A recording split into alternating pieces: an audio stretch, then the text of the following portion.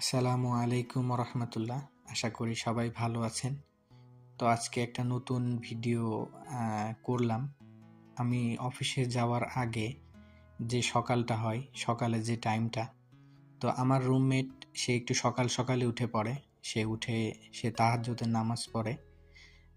সে আসলেই অনেক একটা ভালো লোক। আমি খুবই একটা ভালো রুমমেট পেয়েছি। তো এরপরে আমি আমার ব্রাশটা হাতে নিয়ে নিই এবং ব্রাশটায় পেস্ট দিয়ে আমি আমার দাঁতটা সুন্দর করে ক্লিন করার জন্য আমি চলে যাই টয়লেটে। টয়লেটে গিয়ে আমি আমার দাঁতটা সুন্দর করে ক্লিন করার চেষ্টা করি। তো এখানে আমাদের এই ফ্ল্যাটটায় আমরা ৩ জন থাকি। একজন অলরেডি ওয়াশরুমে আছে। আমিও আর কি সেই ওয়াশরুমটা ইউজ করব।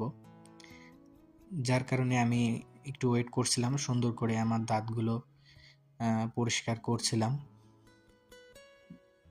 আসলে সকালে যে টাইমটা খুবই সীমিত টাইম। এই অল্প টাইমের ভিতরে আর কি আমাকে তাড়াহুড়া করে রেডি হতে হয়। তো আমি টয়লেটে আসলাম। টয়লেটে এসে আমি আমার সুন্দর করে আমার মুখটা এবং আমি সুন্দর করে অজু করে নিলাম। অজু টজু করার পরে আমি যেহেতু মাথায় তেল দিয়েছিলাম রাতে, যার কারণে আজকে শ্যাম্পু করব। শ্যাম্পুটা লাগিয়ে নিলাম। শ্যাম্পু লাগাই নেওয়ার পরে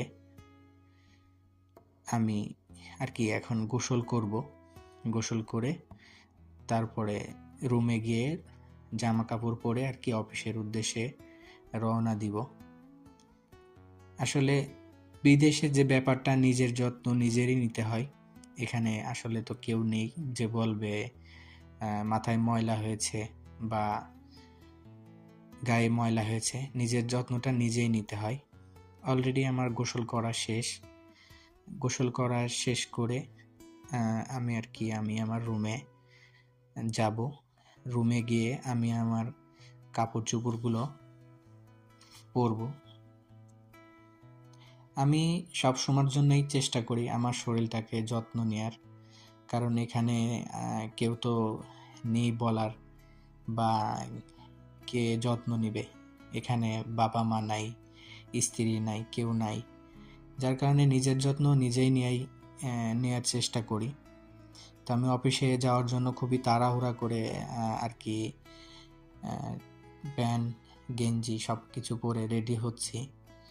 কারণ খুবই সীমিত সময়। আমি যে টাইমটায় উঠি খুবই কম সময়, প্রায় আমার হাতে আধা ঘন্টা টাইম থাকে